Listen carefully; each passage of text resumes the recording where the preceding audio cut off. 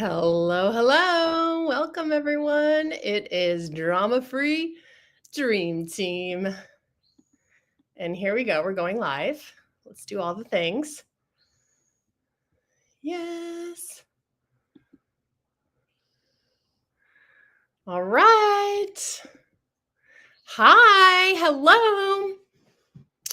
Who's here? Who's joining? I'm so excited to be with you all today. It's Drama Free Dream Team, day 1 of 3, the 3-day masterclass. And while everyone's climbing on, I'd love to hear if you're joining live, write live in the comments below. If you're watching on the replay, please write replay so I know who's following along. I want to start with a little story as we are all gathering here. So let's get into that.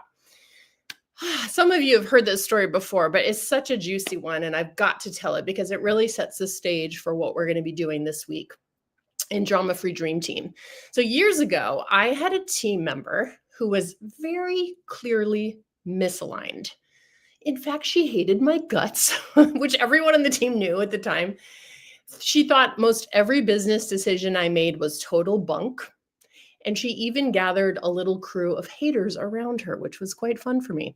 And yet she was one of my most popular teachers on my yoga studio team, and she was a former friend and mentee.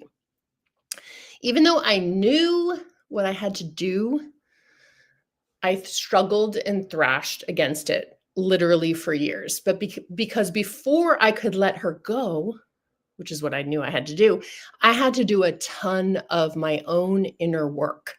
I had to become okay with being someone else's villain. I had to develop self-respect for my life, for my business, for my decisions, independent of whatever anyone else might think of me. And I had to decide that I was done with drama in my life and in my small business. Honestly, it took me 4 years. It was a very long journey to do all that inner work, but finally I did get there. I weeded out the biggest drama queen of all time. And as it turns out, it wasn't her, it was me. I was the biggest drama queen of all time. And honestly, now that I've been here for years, I'll never go back. Because now I know that if there is a misalignment with a team member, it's usually my fault, not theirs. So I clean up my side of the street very quickly, and I expect the same from my team members. And I will tell you, nowadays, our team hums along most days. Everything is on the day-to-day, like really well cared for in both of my businesses.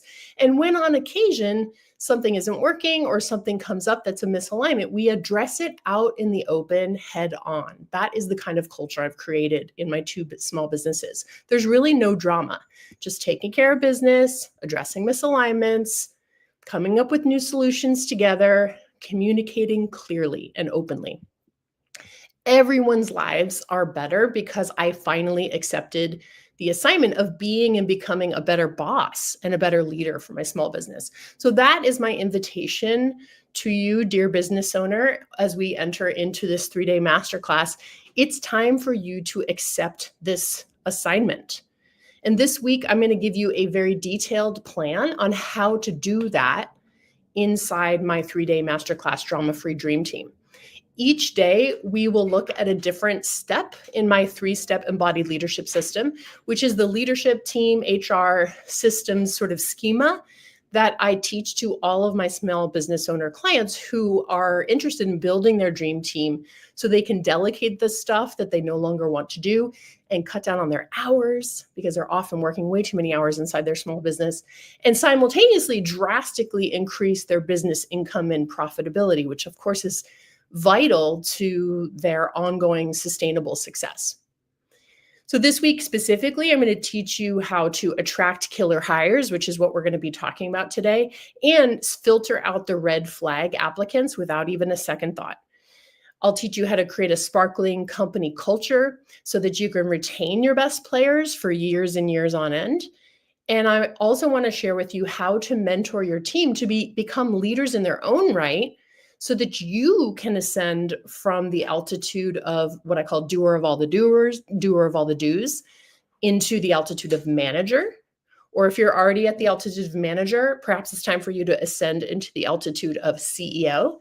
And those of you who are already leading your organization from the altitude of CEO, there's one more altitude, friend, and it's called the visionary leader. And I'm going to talk about that a little bit more on day 3.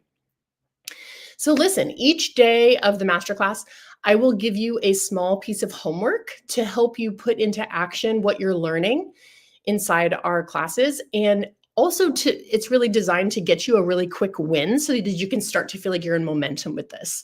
And you'll find these assignments in the Drama Free Dream Team workbook.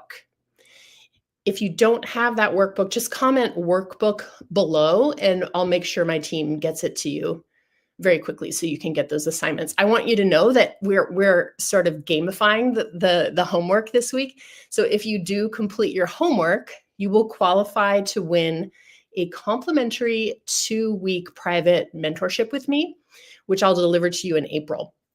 There are more details about the homework and about this contest in the workbook. So again, comment workbook if you don't yet have it, okay? So here we go. Before we go any further, I just want to introduce myself. I know some of you are newer to my world, and so I want to tell you a little bit about myself and about my experience as a small business owner. My name is Kiki Lovelace. My pronouns are she and they, and I am the founder of 2 small businesses, actually 3, one of which I retired many years ago. And I have another one in the works. So I'm like a serial small business owner. I'm the sole breadwinner in my family currently. I'm a mom to 2 little humans and also 2 fur beings who are probably going to walk in at some point or another during this live stream.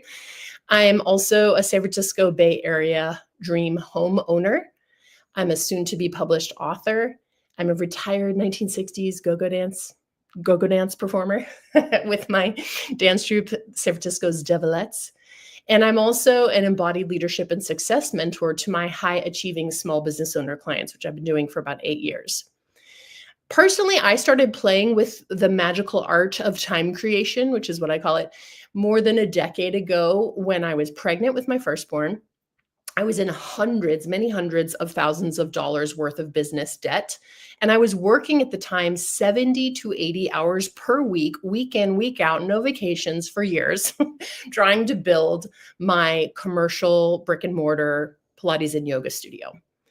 After moving through a huge upgrade in leadership and weeding out every single drama queen on my team, including myself, I created so much leverage in my $500,000 studio business that I was able to start a second business, my coaching business, which I scaled to multi-6 figures in less than 2 years.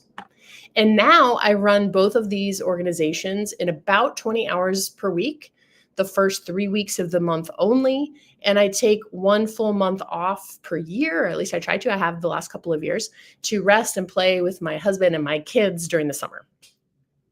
I am a very passionate educator. I love putting together curriculum and syllabi and all kinds of things, which is you'll start to like really sense how I do that over these next 3 days. I love business strategy. I'm like a total nerd about sales strategy and marketing and all that stuff. I absolutely love it. And I really am a true blue success mentor. You know, I was a forest yoga guardian mentor way before I was a business mentor. And all of my years of personal development work, therapy, crying on my yoga mat, and all the other coaching that I've done really informs the way that I mentor my small business owner clients. So my really mission in life is to help other female, trans, and non-binary business owners become more empowered as bosses and leaders so that they can enjoy a really, truly extraordinary, capable team of support and create amazing jobs for the humans in their community. My goal is to help them grow their income, their impact, their economic power, which I feel is so very important. But not just that.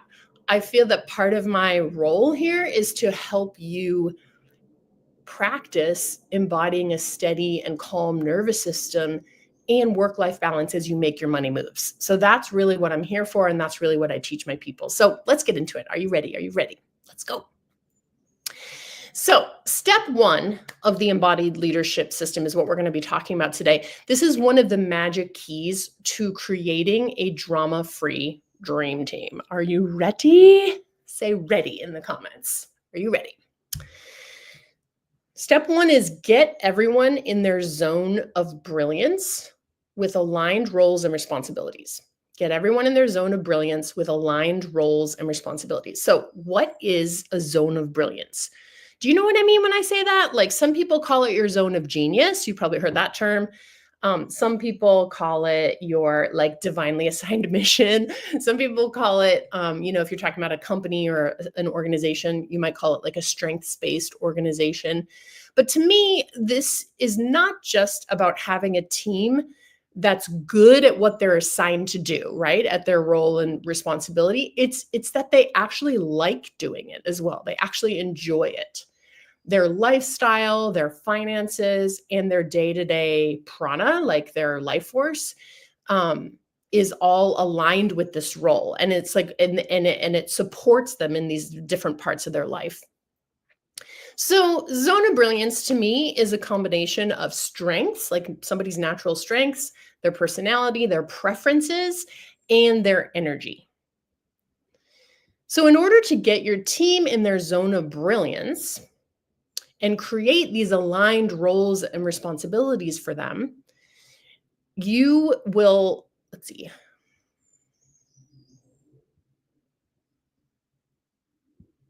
you will want to identify for yourself which of your many tasks that you do each week or month or year are aligned or misaligned or neutral. You first really have to understand how to do it for yourself. And once you realize which parts of these of your role or what you're doing each day in your business is aligned or misaligned or neutral, you'll want to start to delegate the stuff that is misaligned. This is true for you, but it's also true for your A players. Like you'll need to be having ongoing conversations with them to delegate the stuff, to reorganize the stuff that is misaligned for them. And there's an exercise in the workbook today I will tell you to help you clarify this for yourself. And this will be one of your homework assignments for today. So once you start doing this for yourself, identifying what's aligned for you, what's misaligned, what's like dragging on your life force, and what's actually building your life force and like giving you energy and giving you life, you will naturally start to want to do this for your team as well. You'll realize how much time it frees up, how much creativity, how much bandwidth you have when you start really operating in your day to day from your zone of brilliance. And you'll become what I call the visionary creatrix, hanging out in your zone of genius, which I dare say is like the big idea person, the person with the ideas, the strategist, the visionary, right? Um, you'll have a team at that point to help you bring your visions to fruition, which is like every visionary creatrix's big dream is to like have a team to help them manage the day to day and actually implement the things because our job is to have 18 big ideas before breakfast every morning, right? And then to decide which of those 18 ideas is the thing to go for. So as you start to enjoy more leverage, more creativity, more abundance in this way, you'll really naturally want to start weaving this principle of alignment into your hiring, into your leadership style, so that you can create these jobs that your team members love, and so that you can serve in your brilliance as a leader, as a visionary, as a boss. So I want to give you an example of how I apply this principle of alignment to my small business recently. And this is very much, I could have made this very dramatic, but I like to keep my inner drama queen in check. And I will show you how in just about a minute. So, I want you to know the thing about alignment is that it's not a static thing. It's not like you do this work one day and then it's done. So weaving this principle of alignment into your leadership and your hiring practices is a practice. It's a principle. It's even like a discipline some days, because it really does take a lot of faith and courage. So let me give you an example so you can see what I'm talking about. So a couple of weeks ago in my studio business, my full-time salaried assistant manager, who is one of my dreamiest dream team players, she's been with the organization for, I want to say like 8 years, maybe even going on 10. She's a brilliant Pilates teacher. Like the students love her. The team loves her. She's shown herself in this last like 8 or 9 months to be an extremely capable facilities manager as well. She's just doing a fantastic job. But she mentioned in one of our leadership team meetings to me and the general manager that she was starting to feel a little burnt out from how much teaching she's been doing. She's a full-time salaried person combining teaching and assistant managing. And, let me back up and tell you that when I hired her for this role, I told her she would need to teach like 25 to 28 hours of Pilates instruction per week in order to make her salary sustainable. Now, I know those of you, like my friends in the yoga business, that seems like a lot of hours, but when you're in Pilates, like that's pretty normal to teach. A full-time teacher would teach like 20, 25, even 30 hours a week. So I told her, like, you're going to have to really like push it here in order for me to be able to pay for this salary and your benefits and healthcare and all that stuff and your paid time off and all those things. Um, it took us many months for her to get to that place of teaching that many hours. I had to like build her schedule because she had some of those hours when she took on this role, but not all of them. And so we finally got there, right? We were at like 25 hours per week and I was stoked. I was like, yes, finally. Oh my God, my investment is paying off. And almost instantly she realized it wasn't going to work for her. It was just like too much of the same thing. It was just so much energy. I mean, any of you who are facilitators, you actually really know this, that like being with people and talking that many hours a day is like very intense. It's like, for some people it's very aligned and for some people it's got to be a real part-time job, right? Of course, this is a total bummer. I could have made up a whole drama about it, but I chose to not take it personally. I trust her process. I really trust my whole team. I trust their felt sense of alignment, just like I trust mine. I know that they have their own life trajectory. They have their own preferences and life force and bandwidth and strengths and all that stuff. And I really trust that process. I also trust that because my small business is organized around this principle of alignment, it has its own intelligence.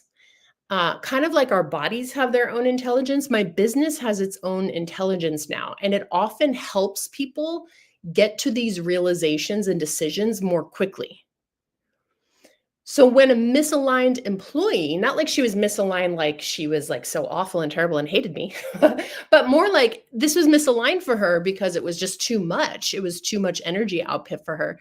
And so when a misaligned employee raises their hand to make a shift in their role, like she did, or perhaps move on, I really trust that. And I try to help them move on as quickly as possible. Now, does that sometimes mean that I have to like step in and do some subbing here and there? Yes, that does mean that. But because I don't work that many hours, I have the time and the energy and the bandwidth to do that. I'm not already overscheduled and overtaxed. And I really appreciate when they raise their hand and say, this isn't working for me, because I lived the opposite of that for a lot of years in my small business, where people didn't feel like they could come and say to me, hey, Kiki, this isn't working for me. And so things would fester for years and things would get really awkward or uncomfortable or even toxic, right? So I really appreciate it when a misaligned team member says, this isn't working for me. Can we change this, right? So in the end, I know always that alignment equals abundance. Alignment equals abundance. And I know that when a misalignment shows itself and moves itself to the door, it will be best for me. It will be best for my business. It will be best for the rest of the team and the clients, etc. And I will tell you that this particular situation I'm talking about, has already freed up some of my payroll budget. This is like one of the silver linings. I'm bummed that she will be moving her to part-time, and I am going to have to move into a hiring process to fill in the gaps. But it's already freed up some of my payroll budget for the rest of the year. And literally yesterday, I was able to send out a bunch of raises to the rest of my team because I have a little more freedom in my payroll budget this year. So silver lining, right? And so now I'm entering into a hiring phase to replace some of the hours she's letting go. So let's talk about attracting really good hires. I think this will be very actionable for you, especially if you're about to make a hire. So here's the trick to make better hires. In order to build your true blue dream team, capable, trustworthy, invested contributors, right? You need to learn at the very outset how to spot the right kind of talent for each position. Each position is different. Each kind of personality or person will be different. And this part is huge. You can write this down in your notebook. You need to be willing to say no to anyone who is less than ideal. This takes a supreme amount of vision and trust in the process, because oftentimes you just have like in a small business, you have a few applicants, 3, 5 at the most, right? And so you often feel like, well, I don't have that many choices, Kiki. I don't have that many choices. I just have to like hire somebody who's available. No, nope, no longer. You have to say no to anyone who is less than ideal in order to attract your ideal dream team. What I want to tell you is, like, in your hiring process, I want you to think of your hiring process, which we'll talk about in a second, as a red flag free zone. If there is even one single red flag, or like not sure, that's also a red flag, it means no, they are not the right person for the job. And you keep looking until you find the right person for the job. Red flag free zone. We're done with that. This is the kind of abundance mindset required to build your drama-free dream team. Like, you have to believe, even though you might not have evidence right now in this particular pool of applicants, that somebody out there is your dream team member. They're aligned to the pay rate that you can offer. They're aligned to your weird scheduling needs. Like, they have the skill to do it. They're professional. They're trustworthy. They're completely capable. They're smart. They can make good decisions. Like, some part of you has to believe that this person exists, and you have to stay in that belief in order to make good hiring decisions. So part of what will help you spot the red flags is having a systematic hiring process. And I know, and you know, that in most small businesses, it's not very systematic. It's like your sister's friend applies for the job, or like you hear about somebody else who has this virtual assistant, and then you hire the virtual assistant without even going through a process, right? A vetting process. But it is really important, if you want to build a dream team, that you have a systematic hiring process. And I put a link to my 8-step hiring checklist inside the workbook. So again, if you don't have the workbook, just comment workbook below and we'll make sure you get it in the next hour or so. But you can click on that and you can grab my 8-step checklist, the hiring checklist, and then you can use that as your base. Of course, you can add to it, take it away, but that's really the process that is going to help you start to weed out these red flag applicants, even if they seem nice, but they're not quite aligned, right? So what does that really mean, though? Like, aligned? I want to talk about what that looks like inside a hiring process, because I think sometimes it's hard to see the whole picture.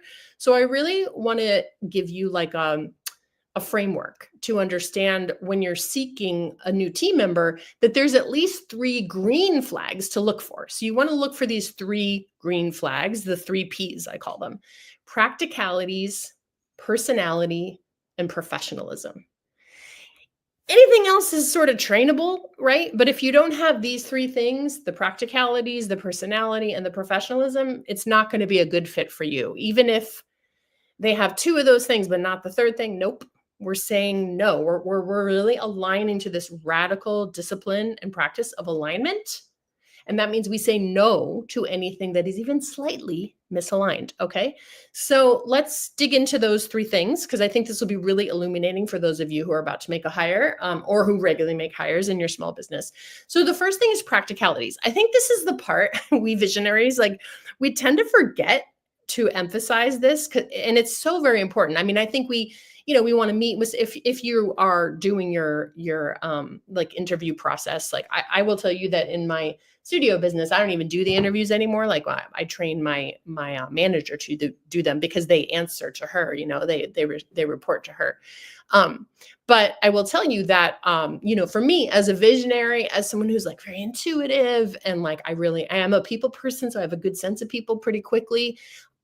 For years, I like neglected the practical aspects. And so I'd end up like falling in love with, a new hire, and then realizing like a month or 2 down the road, like, duh, I didn't even find out if like they can commit to this, for like a year or more, like, and now they're telling me they're going to go to grad school in like two months, like, duh, so practicality. So I really want you to weave into your help wanted ad, maybe your job description, if you post that online, as well as your conversations in the interview process.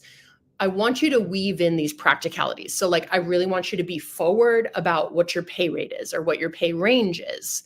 They won't be an aligned team member, even if they, like on paper, you check off all the boxes, but they want to get paid $75 an hour and your pay rate is 25. Like, that's a misalignment and that's not going to work, right? So the practical pieces are very important, that they're aligned. The money, their schedule availability. Like, if you need a weekend person, you need a person who wants the work on Saturdays and Sundays, period, end of story. This other piece that I just mentioned, I find to be very important in my small business is like, I only hire people who repeatedly tell me that they're available for a minimum of 1 year, because it is such a big effort and such a big investment for me and my team to train them and to get them like really going in their role. It takes like 3 or 6 months for them to really get the hang of it. So if they're only going to be here for 8 months, it is not worth our time. I'd rather just hire someone else, right? So that's the practicalities. I really want you to emphasize that piece, because I know sometimes we can kind of lose our minds around, getting help. We need help so badly that we tend to forget like these very practical, grounded pieces. Now, the personality. To me, the personality is actually like really important. And there's different roles inside your small business. And so there'll be different kinds of personalities that do really well in certain roles. So, for example, in my Pilates and yoga studio, my teachers have to be very personable. They have to be very caring, attentive, present. If they're like out of their body, they're not going to be a good teacher. If they're sort of like spaced out, they won't be a very good teacher, because teaching really requires that they are present with the student in front of them, right? So that's like one example.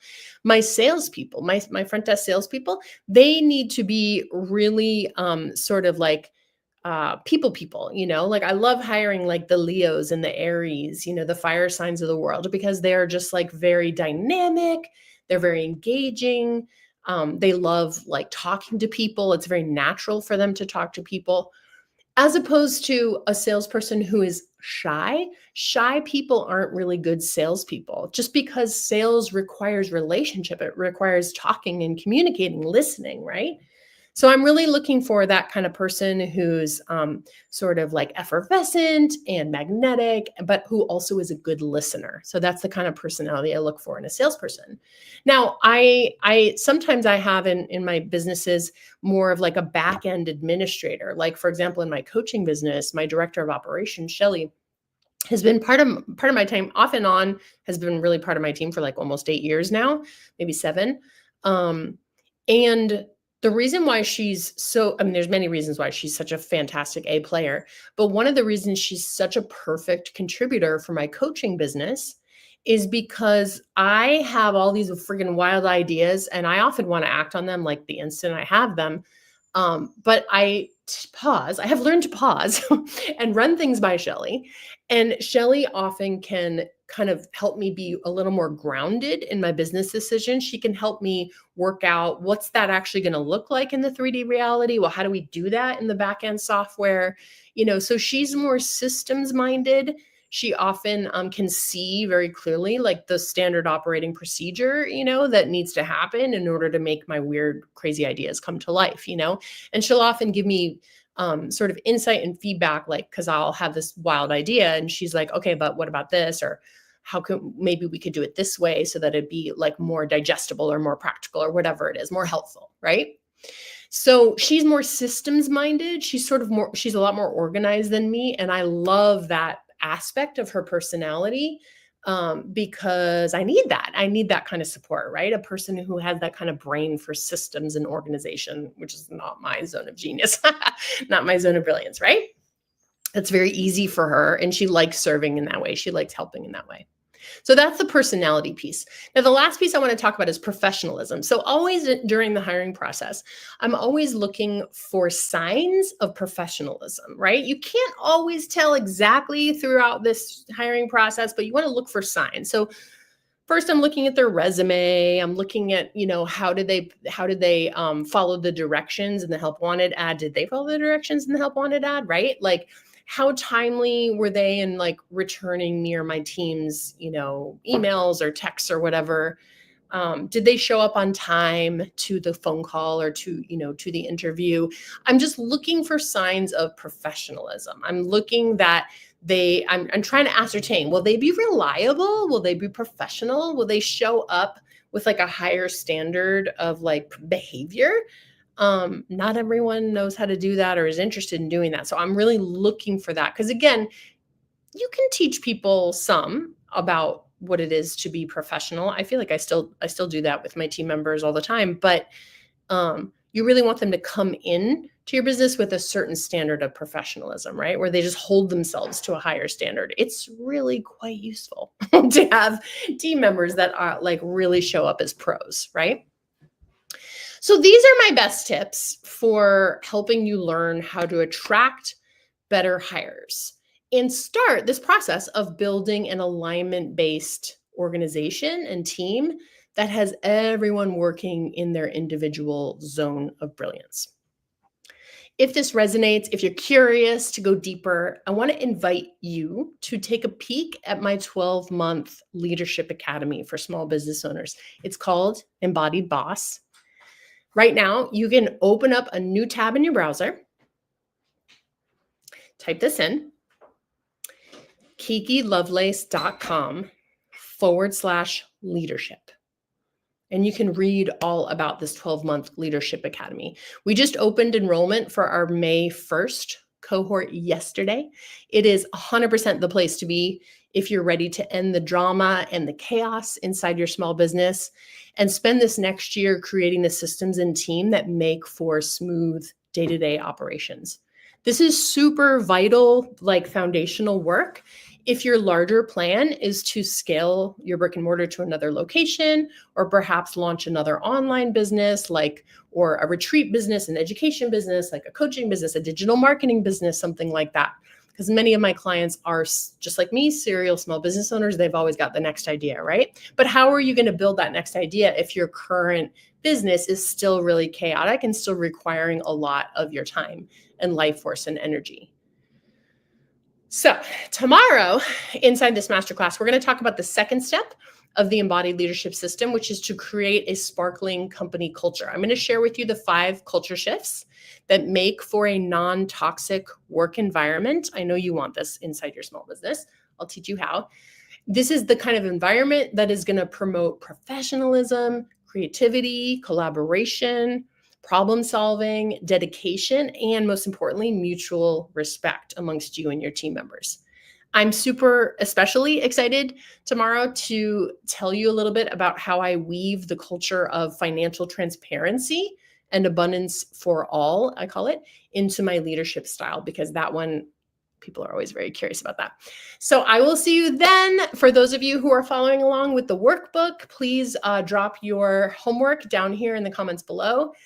Me and my team will make sure that we make note of that so that you can qualify for the 2-week private mentoring bonus in April. All right, everyone, have a good one. I will talk to you real soon. Bye for now.